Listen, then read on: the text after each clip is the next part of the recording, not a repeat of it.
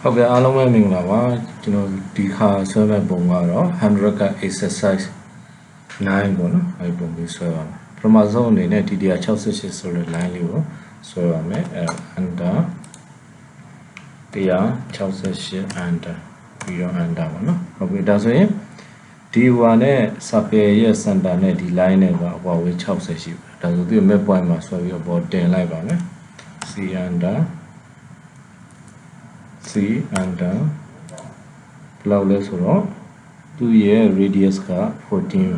14 under ပြီးတော့ကြာသူ move ရွှေ့ပါမယ် under အပေါ်ဘယ်လောက်တင်မလဲဆိုတော့ဒီမှာ60ပါနော်60 under အပြီးကြတော့တခါဒီ circle နဲ့သူ့နဲ့ကြာမှာ59.5ဒါဆိုဒီ center မှာပဲဆွဲပြီးတော့အပေါ်တင်ပါမယ်C under ဟောဒါလေးက21.4နော်မဟုတ်ပါ sorry သူက59.2ပါနော်ခုနကကျွန်တော်ဆွဲလိုက်တာဒီ set လေးဆိုရဒီကောင်းကိုတင်ရမှာအဲဆိုဒီမှာခု59.2 diameter ရှိတာဆိုရမယ်D under 59.2 under အဲဆိုဒီအသေးကိုအပေါ်တင်ရမှာunder ဘယ်လောက်တင်မလဲဆိုတော့59.5 under ဟုတ်ပြီနောက်တစ်ခါဒီကနေပြီးတော့မှဒီပေါ်ကိုသွားမယ်သူရဲ့ diameter 36.9 C under D under 36.9 under ဒီကောင်လေးကိုအပေါ် move မယ် under ဘောဘလောက်လဲဆိုတော့145.5 under C under ဒီနားမှာဘလောက်နဲ့ဆွဲမလဲဆိုတော့31.6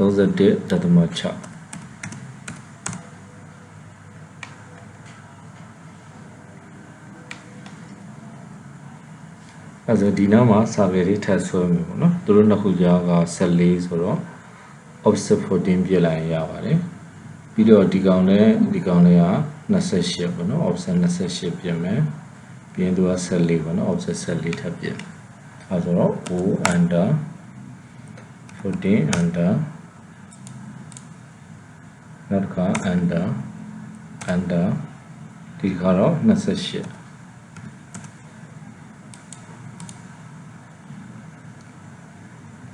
ပြီးတော့ under နောက်က under ဒီက14 under အဲ့တော့ပြီးတော့ကြတော့ကျွန်တော်တို့ဒီမှာအပေါ်ကို line လေးဘယ်လောက်ဆွဲမလဲဆိုတော့24ဆိုတဲ့ line လေးဆွဲပါ L under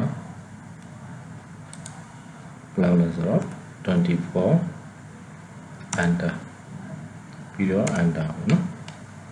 နောက်ဒီ line ကကြတော့ဒီကနေပြီးတော့မှ21.4တဲ့အဲဆိုတော့ဒီမှာ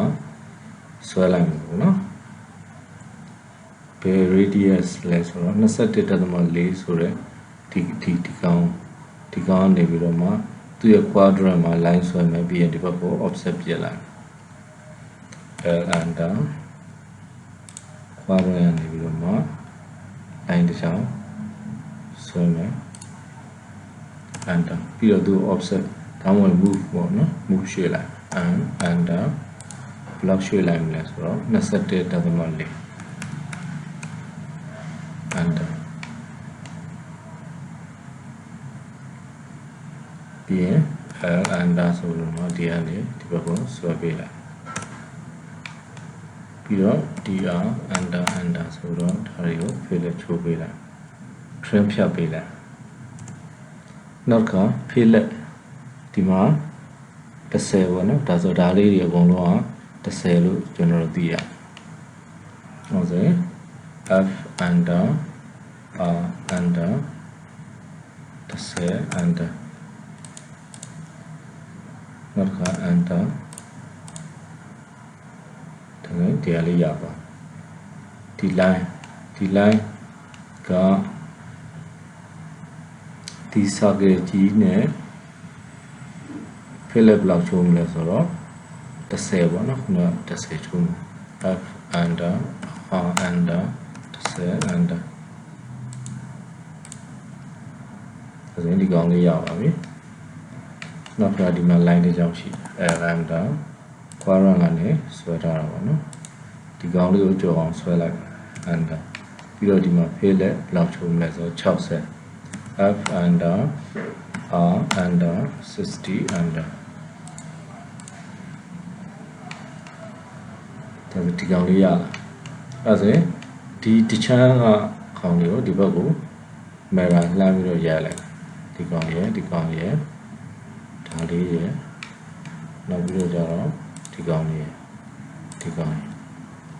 အဲ့ဒါလေးကို mirror ရိုက် I under ဒီမျိုး point နေပြီးတော့ mirror လှမ်းရိုက်လိုက်တယ် under နော်အဲ့ဆိုရင်ဒီစာကလေးကို trim ဖြတ်တော့dr under ဘယ်ကနေဖြတ်မှာလဲဆိုသူနဲ့ကြာနောက်ပြီးတော့ဒီ fill လက်နဲ့ဒီ fill လက်ကလေးရဲ့ကြာ trim ဖြတ် under click under ဟုတ်ပြီဒီနာကစာကလေးကြည့်မယ်ဆိုရင်သူတို့နှစ်ခုကြာ28ဆိုတော့ diameter 28နဲ့စာပဲဆွဲမှာပေါ့နော်ဒီကောင်က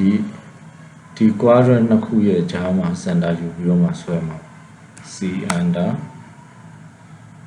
shift right click map between two point ဒီ quadrant နဲ့ဒီ quadrant ကြားဒီလိုလေးထိဆွဲပေးလိုက်ရင်လည်းရပါတယ်နော်ဒါမှမဟုတ်ရင်ကျွန်တော်14 under ဆိုရင်လည်းရအောင်အဲ့ဒါရပြီဆိုရင်dr under ပေါ့နော်ပြီးဒီကောင်ကို mirror ရိုက်လိုက်မယ် mi under ပြီးတော့ trim ဖြတ်မယ် dr under သူနဲ့ကနေပြီးတော့မှဖြတ်မယ် under ဘယ်ကောင်လဲဒီကောင်ရဲ့ဒီကောင် under ပေါ့နော်ဒါဆိုရင်ကျွန်တော်တို့ဆွဲနေတဲ့ဒီပုံလေးကိုရအောင်ဒီနားမှာတစ်ချက် trim ဖြတ်dr under နော်ဒါဆိုကျွန်တော်တို့ဆွဲနေတဲ့ပုံပြီးပါပြီနော်